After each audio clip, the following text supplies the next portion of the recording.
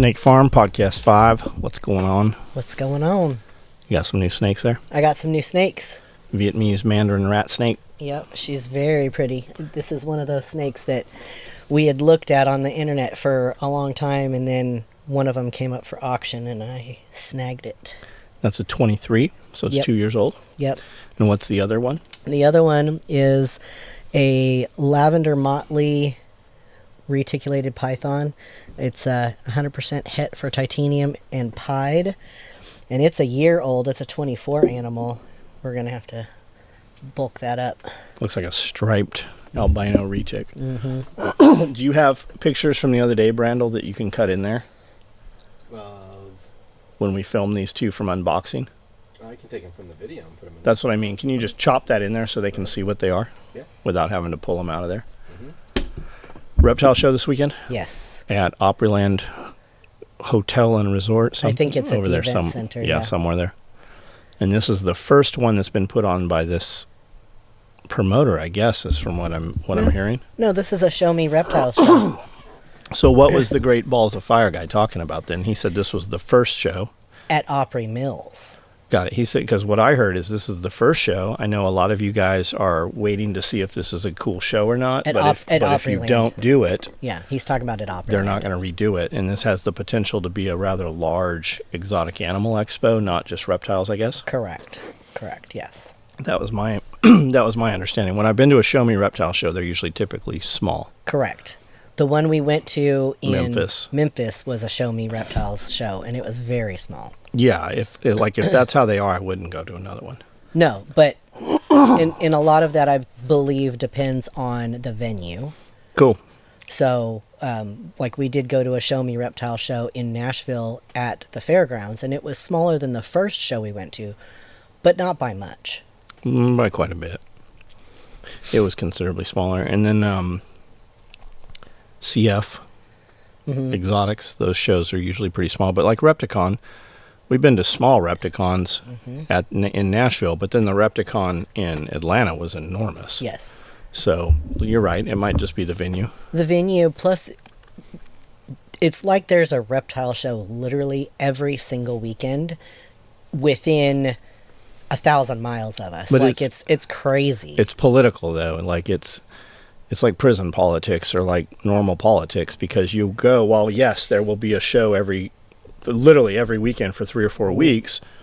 You have vendors that just won't go to certain shows, even though it's the exact same venue. They've been here. They were here last week at this show, but they won't go to this other show. And then we know people that will only do Repticon shows and won't come to these others. And then when you start actually talking to vendors, dudes are like, well, they won't let me bring mice because this other guy here sells mice.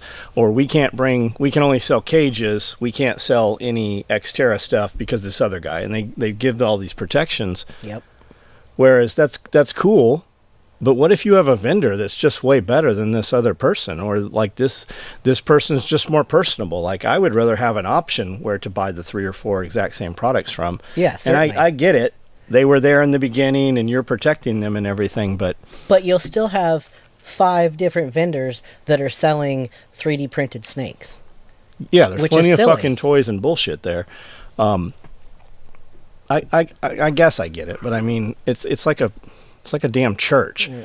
I don't like what you said, so I'm going to go start my own church, and before you know it, you got 120 churches in the county. I guess the best one will prevail. It's just like high school. It's like, I don't like you today because of this. And then I heard, I don't know if he was saying that the promoter didn't put any money behind it, or Opryland Hotel and Event Center didn't put any promotion behind it, but there's very little promotion. I only see it in the reptile groups that I'm in, and I'm actually in a group for reptile shows, so they talk about every show, right, no matter where it is. So Facebook had an event listed, and I've seen, literally since I clicked that little I'm interested, I have seen it literally every single day. Cool. I would assume that he probably means Opryland didn't promote it. And I mean, okay, in that case, then why would they?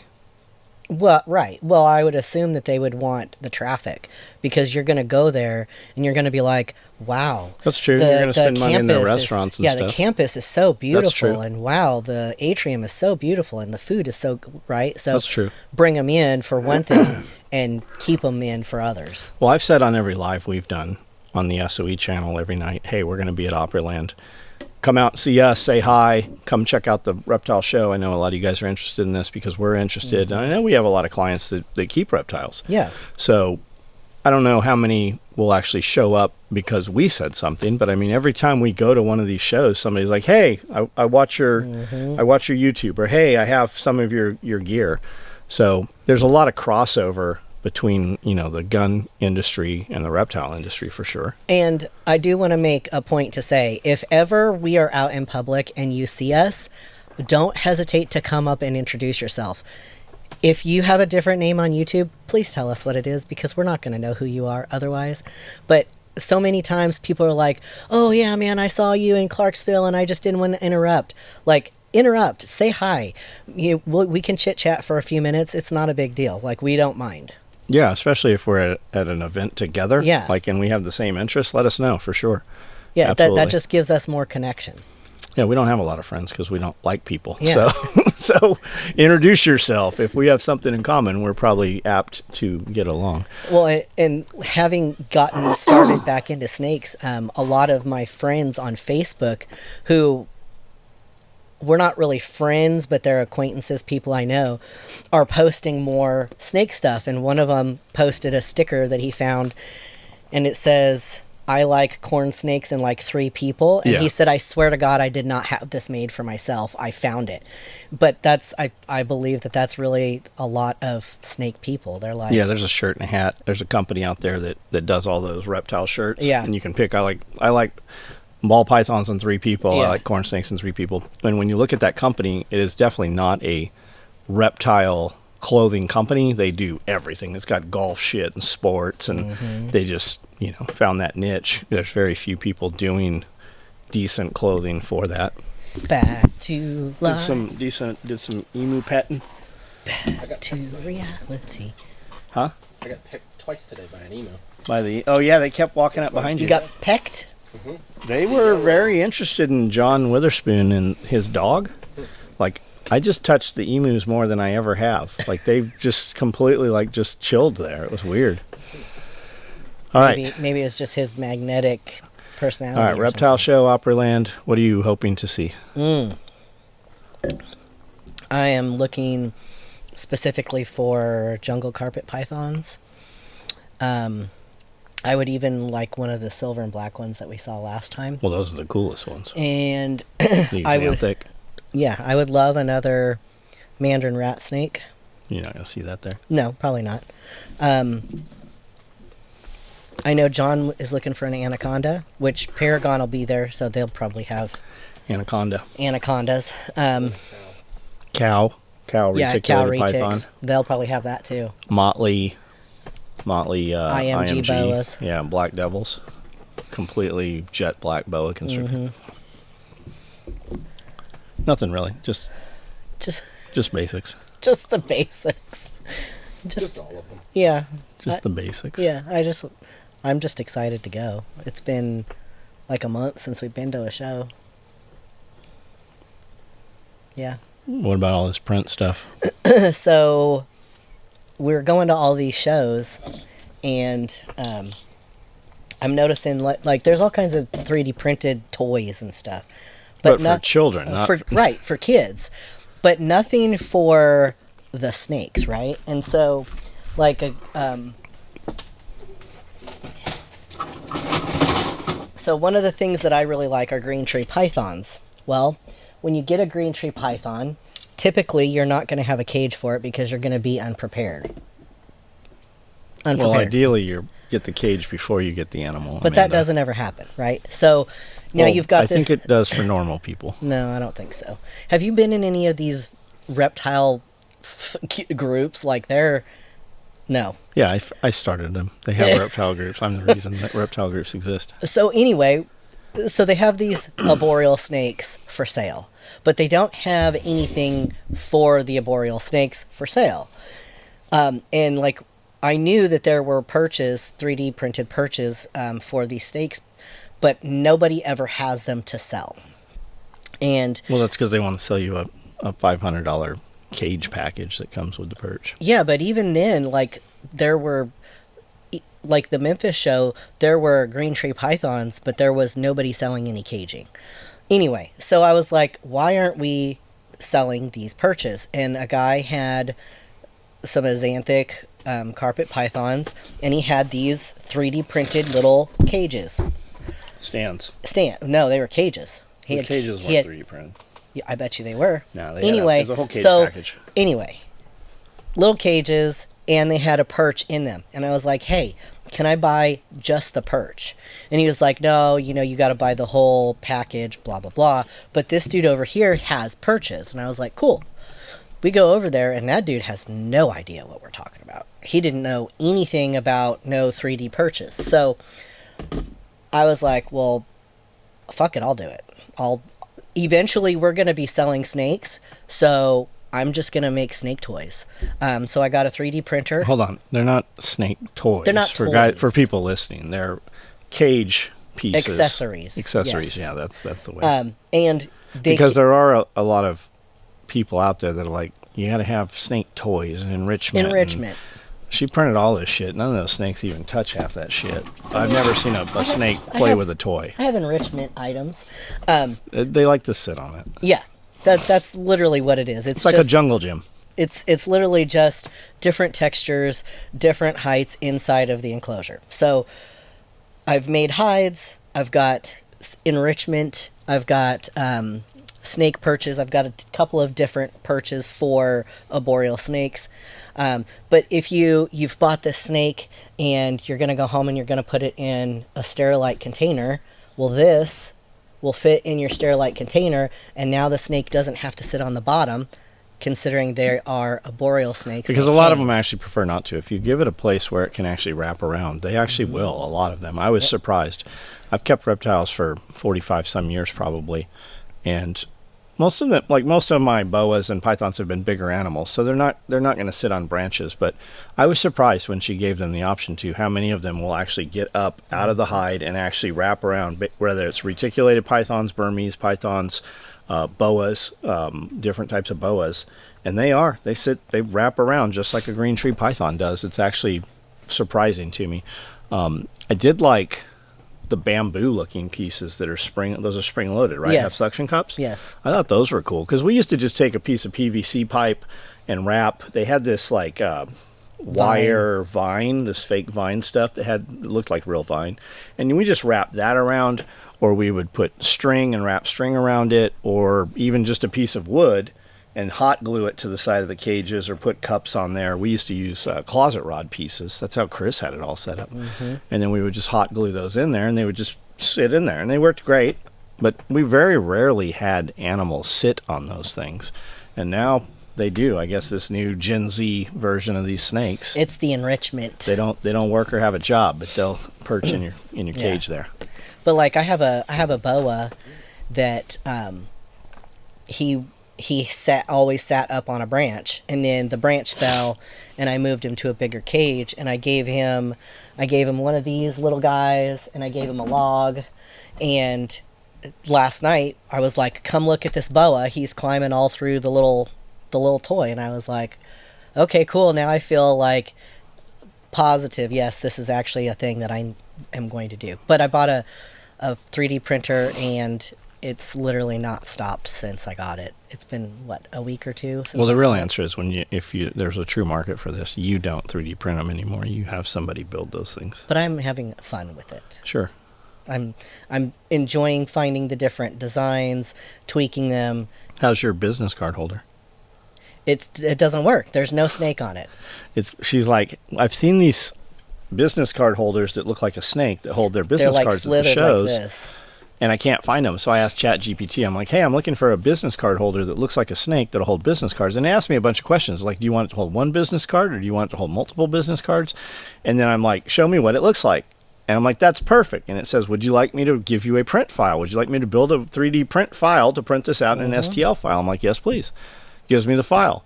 Shows me the picture. She goes to print it, and it's nothing. They're not even the same thing. It's literally a circle with a square on it. There's no snake on it. It knew exactly what I wanted when it gave me the illustration, but the file it built is not that. So after that experience, I went on to ChatGPT, and I was like, give me an STL file for a combat cock like the one on SOE Tactical Gear. And so it's like, okay, so male chicken with comb and tail and blah, blah. And I was like, whatever. So anyway, it gives you a file. It doesn't look like anything like a chicken to begin with, but it's flat. It's not 3D. Dimensional, yeah. So I don't know that ChatGPT is going to be a viable... You have to tell it to make it like a pyramid. I need 4 points. Yeah, I don't know. It was one of those things where I was like, oh, okay, so it's just not going to work that way. We need more input or... Because it's not real AI. It's not alien intelligence? It's not. It's not artificial intelligence. Well, no. Well, because they got version 5 now. You have to pay for that. So when I wanted to do a logo for Amanda's Mercantile, I paid for the 4 or whatever. And AI does not do well with letters. It does not do well with letters. I tried. Some AI is, because I see a whole bunch of videos that are pretty damn good. And like I've watched channels.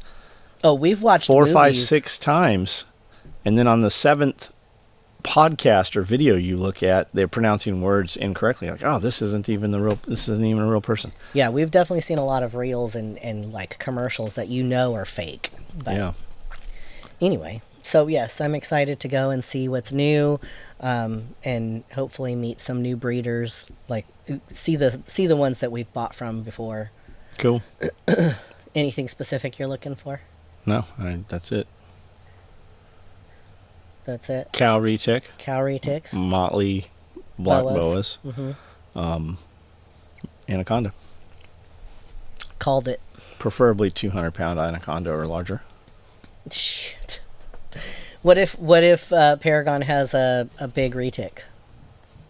They do have big retics. For sale. That's what makes all those little ones. I don't know. We have big retics. What would you want from them? I don't want one of every version of the retics. I want specific reticulated pythons. I would not have bought that. It's so pretty though. It is, but I wouldn't have bought it. Okay. We have some that are way, way cooler than that. Well, that's your opinion. No, that's everybody's opinion. I'm not as big of a fan of the Golden Childs and all the brown ones that we have. Well, I don't want the brown ones. You bought those too. I want the black ones. Well, the brown ones will turn into the black ones. The Gucci one's cool. Yeah. We have one named Gucci that looks like It looks like those pattern. the G's. Yeah. It's that and Richard. Those are the only snakes we have that have names. What do you think the coolest snake you have is? Ooh, the coolest snake that I have. That's hard. I would say probably this one. The man out of everything? It's definitely the most exotic one. Out of everything you have. If building's on fire, you have time to get one snake and rescue it. Which one are you saving? Fuck, I don't know. I have no idea. So you don't have one? Probably the one that looks at me like it loves me. Which one's that? The one that's closest to the door upstairs. There's 2 of them, the 2 original ones that you got from Paragon. Yeah. They do sit there with their head just on the hide looking like at as you're walking. I think that's because they're like, as soon as I'm big enough, I'm going to try to eat you. I mean, maybe, but that one, he just, even when the cage was right next to my desk, he would just put his head there and he would just stare at me and just, like, stare and just stare. You ever open the cage and just put your hand in there to pet him? No. Because he will bite the shit out of you. Yeah, I don't just open the cage and put my hand in any of them. I'm just making clear they do not love you. Well, no. I'm aware of that. I do believe that they recognize that I'm the one who brings them food. I think that they think anybody's bringing them food. Yeah. I think we give them more credit than they actually have the cognition of. I do see berms and retics in videos where they just stick their head out and little kids. I don't know that I would leave my small child the size of a large cat anywhere near one of those big animals. No. And I get it. I mean, I see the channels. I see those animals, but those are not these animals in this building here.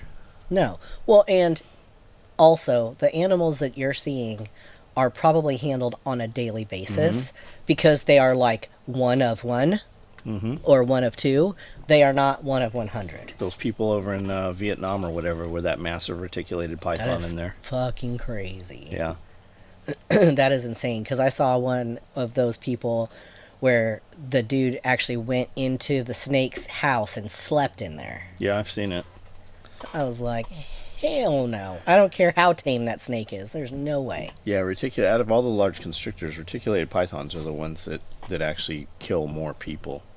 Yeah, I bet. Not that all retics will do that, but the more people are killed by reticulated pythons than any of the other big snakes. Well, simply by being constricted. I mean, yeah. just you get But bit. berms don't kill nearly as many people as retics do. And anacondas grab people every now and then. That happens too. Yeah, they're all constrictors. Mm-hmm. They think that your hand is food and then they are wrapped around your body. Yep. We're about to go feed some small dogs, dog-sized rabbits to these snakes here. Some small dogs. Yeah, I'm about to climb into the 16-foot retic's cage. Den. Go clean that thing out. That's the way to keep those things. Is just buy these buildings, and this is the snake's house. So when I was talking, who was I talking to? When I was a kid, people had big snakes. I remember a couple guys had really big snakes, and they had bedrooms. Like the bedroom was the snake cage. Yeah, somebody asked me. They were like, "So do you just keep all your snakes in one bedroom?" And I was like, "What?" Was that Josh at the post office? No, it was a woman. But I was like, "What?" And she was like, like they have their own bedroom. And I was like, "No, they're all in cages." I had a snake room. Right, but the animals were never loose. She meant like the big snake. Does the big snake have its own bedroom where it just like free roams? And I was like, absolutely not. No. I said, no, everything is in cages. Yep. And then I had another guy at Big Daddy's who asked me, he was like, how did he put it? Something about, are your pythons all super aggressive, I think is what he said. And I was like, no, why? And he's like, well, aren't all pythons really aggressive? And I said, no. I said, snakes are typically defensive in their enclosure. I don't think it's even defensive. I think it's a feeding response. Like if most of those animals, like a lot of people that have those animals are scared of them. Yes. And when you open that cage, the only interaction they get is to open the cage and food is coming in, right? That's why you tap train them, right? You hook train them. Yes. You open the cage, tap them with the hook, and that kind of desensitizes them and brings them out of that prey response. And now you can bring them out. But I'm still not. I mean, I have animal. I mean, I reach in cages all the time. You've also seen me get bit many times.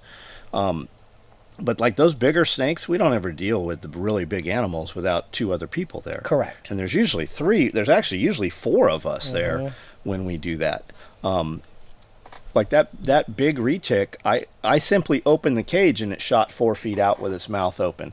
It's looking for food, whether it knows you have a rabbit or you don't have a rabbit. That's the interaction that animal's had. Once it's out of the cage, it's fine. Yes. Like it didn't ever try to strike or anything once we had it out. Not even when you were trying to put it back in. Correct. So, still, like getting unexpectedly bitten by a 6-foot Burmese python is very different than being bitten by a 16-foot reticulated python. Yes. It's just precautions that you take. And even wildfire retic. And I look at that like that's the man, right? He's make retics big again. And I want to be friends with that dude. But he said, I used to do a live feed when I was feeding the retic, when I was cleaning cages, in case anything happened to me. They wouldn't be able to come save me, but somebody would know that this snake fucking has killed me. He used to do a live all the time. That's just like you used to drive home live. Yeah. Yeah, I used to drive home live. I was like, this is it. I'm going to watch him die on fucking on Facebook. Nah. Thank God it didn't ever happen. I've never almost died. No, thankfully. I mean, I've almost died many times, but not driving. Not on a live feed on Facebook. And then I had somebody ask me, how do you keep your snakes alive? Don't they refuse to eat? And I was like, not mine. Like, My snakes don't refuse when I was anything. younger, I had snakes that wouldn't eat, right? And that was like ball pythons, because we had wild caught out of the wild, and you would have snakes just literally would not eat. Yes. And usually, like, I had rattlesnakes that wouldn't eat. And the answer always was raise the temperature. I had king snakes that wouldn't eat. And the answer always was raise the temperature. Right. We had them in cardboard boxes and wooden cages with screen and shit. Like, we just didn't have them in proper caging Correct. with the right temperatures. And when you add temperature, or a hot side and a cold side, even now, I mean, we have it so easy now that yeah. you can. I mean, they even have reptile stuff at Walmart now. I was surprised to see. Once you go to Petco or PetSmart and you buy this little heat pad, and I know people are like, oh my God, I would never use one of those stick-on heat pads. Bro, They I got work. hundreds of those things. Like, when my shit burns down, it's probably going to be because of that. Like, we're very careful with that. Like, the new building being built out has tons of individual circuits. It's got tons of power.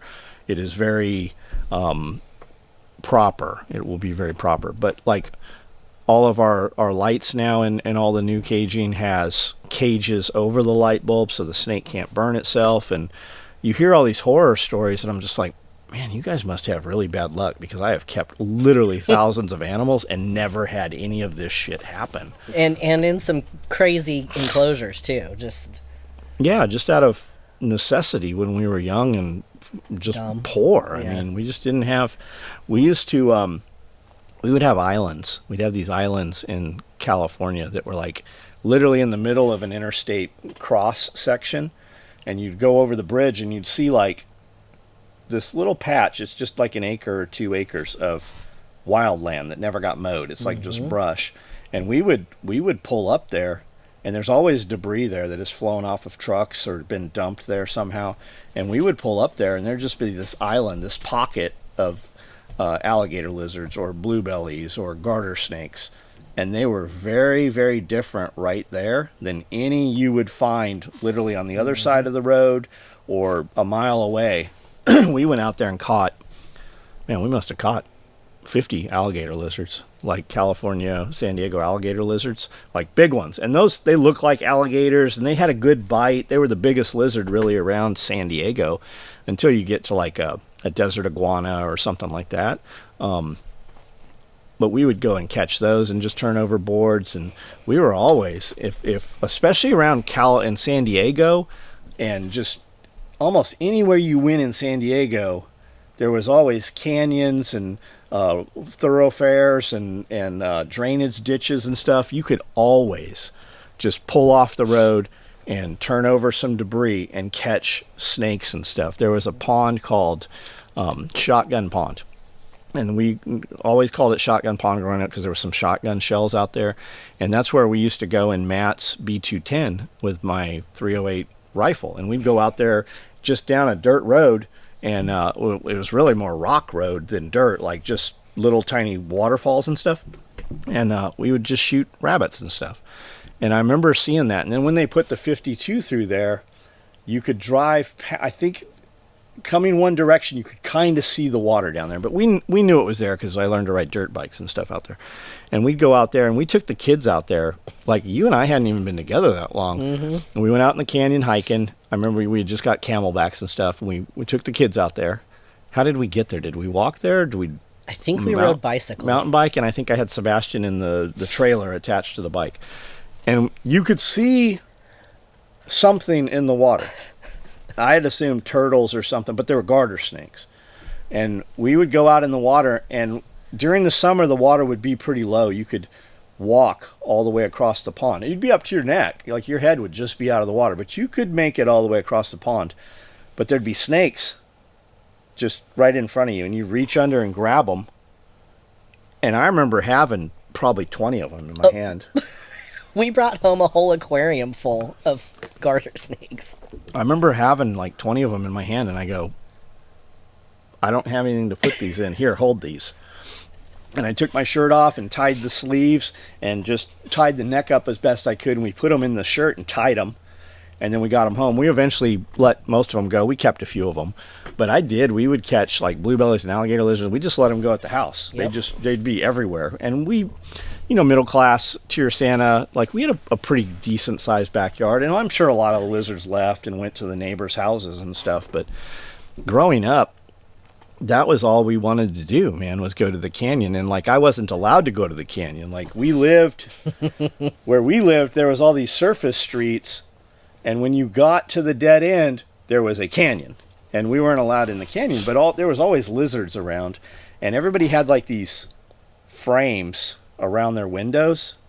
That, looking back, I don't know why they had that shit, but it was just a frame made out of like a 1x12 that was like jigsaw cut to look like leaves or something, and the lizards would get in there. And I remember we'd go, that's all we did was go and try to catch lizards, and we had like kite sticks and tools to try to wedge the lizard out, and then the old lady would hear you like rustling between her wood up against the side of her house, the window and the drywall, the I guess it was not drywall but like sheetrock, or I don't know, everything had like this concrete textured shit that would scratch the shit out of you, but lizards could really run across it well.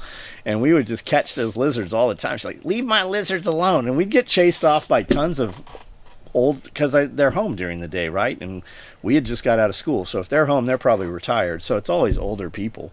And I remember my friend Jason, he's like, let's ditch school and we'll go to the dishwasher. And I'm like, what's the dishwasher?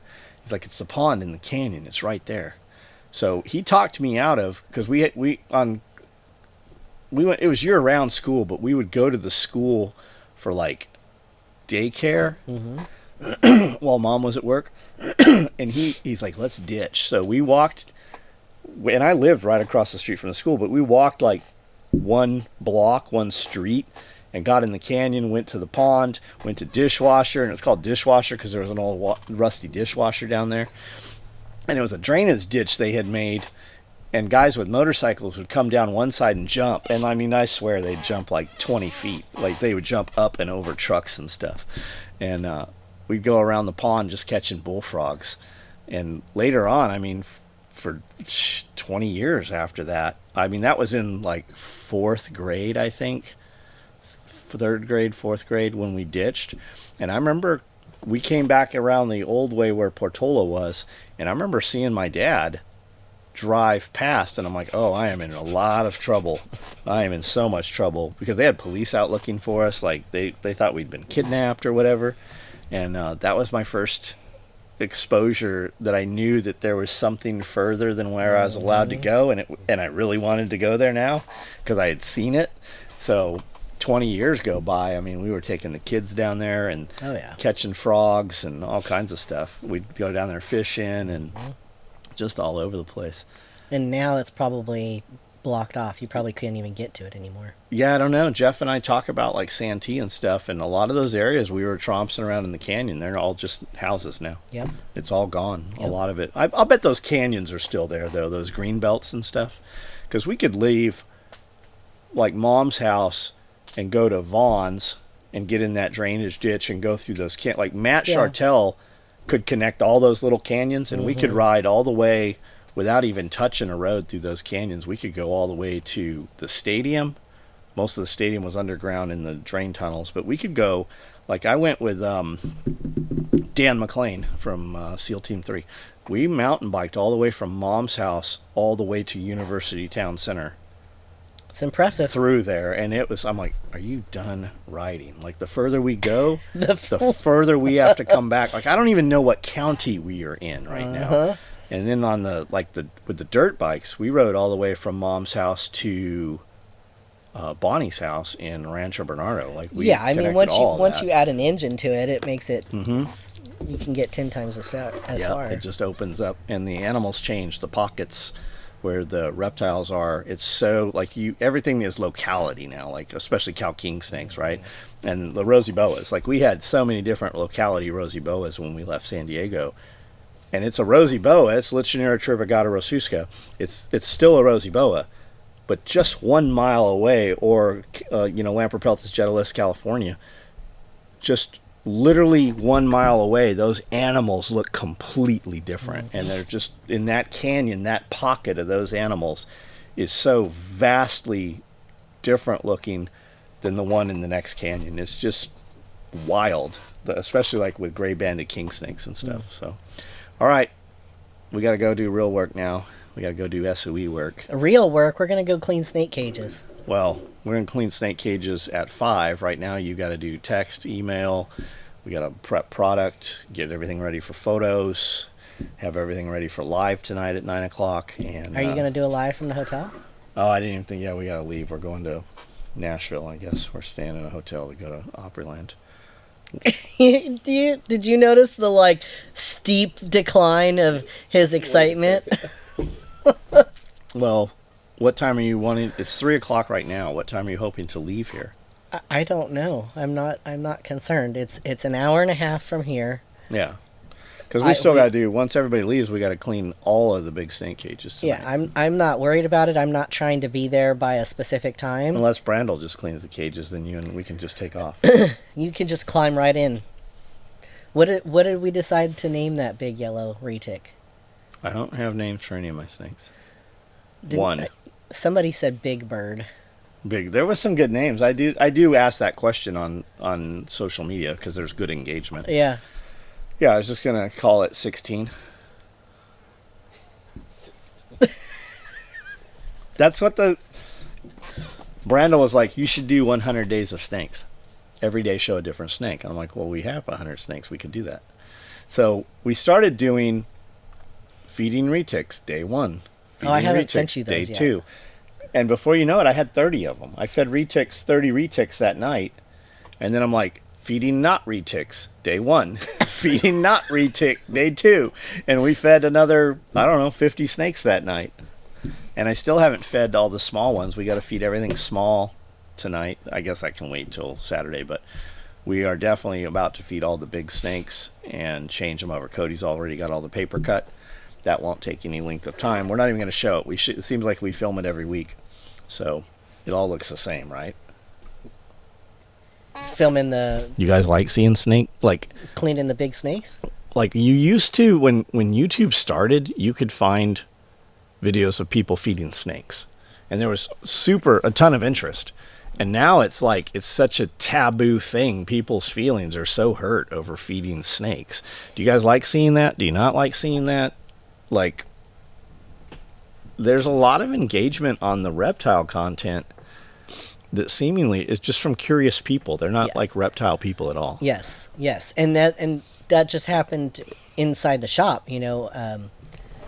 John's wife, she was like, aren't you afraid of the snakes? And I was like, no, I'm not afraid of snakes. She's like, aren't you afraid they're going to bite you? And I was like, no, I'm not afraid they're going to bite me. And she was like, do you like them? And I was like, I'm the reason we have them. And so I think a lot of people simply don't have any experience with snakes other than the fear aspect of don't get bit by a rattlesnake or whatever. So we have people that work here in the building that have been here for months that have no idea there's snakes here. We hired a new girl this week, and I said something about snakes. She's like, oh my God, I'm scared to death of snakes. I go, there's hundreds of snakes in this building, right? And she's like, grabs her purse. She's like, I'm like, hey, check it out. They're all in cages. It's like a zoo. Nobody's ever going to throw a snake at you. We're not going to tease you. We're not going to drag you in there.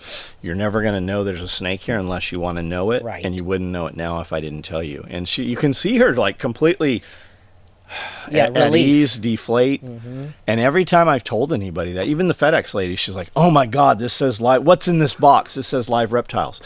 And I'm like, it's a big, huge snake. I go, do you want to see it? She's like, no, I don't want to see it. I go, well, I'm supposed to open it in front of you. We can do it at distance. I will have control of this animal. Right. I go, listen, I have all these animals. They're in cages. Most of the cages are locked. We won't force this on you. I'm not going to throw it. I'm not going to scare you. I'm not going to chase you with it. I go, would you like to see this? She goes, yeah, I guess now that you put it that way, I would. And now every time a snake comes, she's like, can you open that? Can we see it? Yep.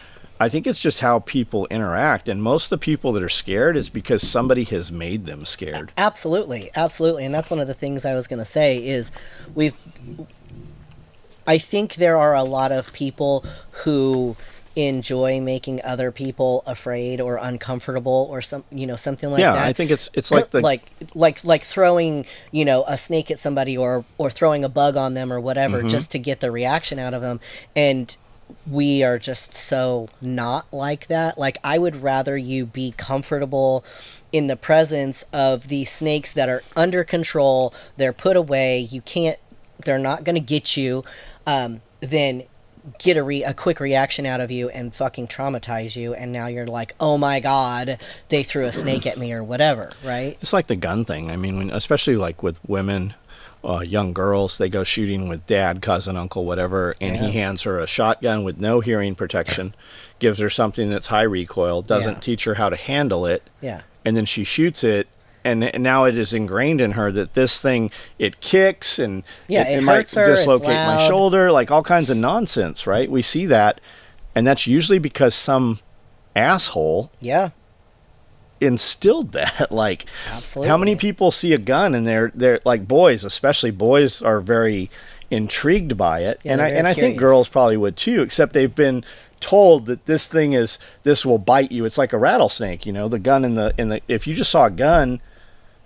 If that's not programmed, and you just saw a gun in the toolbox as the same as you would a hammer, but if you teach them about that at a young age, and I just saw Tennessee is requiring from grade 1 through 12 there will be firearms safety education in every class in every grade of public school now, and the parents cannot opt out of it. I saw that, which I think is very important. I don't know that I agree with. I guess that to opt out, you would have to just take your kid to a different school or homeschool. Right. But and I think that's a positive thing. And imagine, where does the fear of snakes come from, right? Because most people aren't scared of lizards. Correct. They're scared of snakes. Correct. And people have this idea that all these animals are venomous. They can all bite. I mean, yeah, they can bite you, but they're not going to kill you. But like that little king snake in there bites me every day. Every day that I open the cage. And it can't even break the skin. It is literally harmless. But that's put there by somebody that was a jerk, usually. And I mean, I don't know that if somebody's not going to properly teach a kid the difference between venomous animals. We have a friend whose son got bit, a year ago. And, I think I would rather the kid be frightful of the animal than completely at ease with all snakes. I think I'd rather have a child have a little bit of fear and err on the side of caution.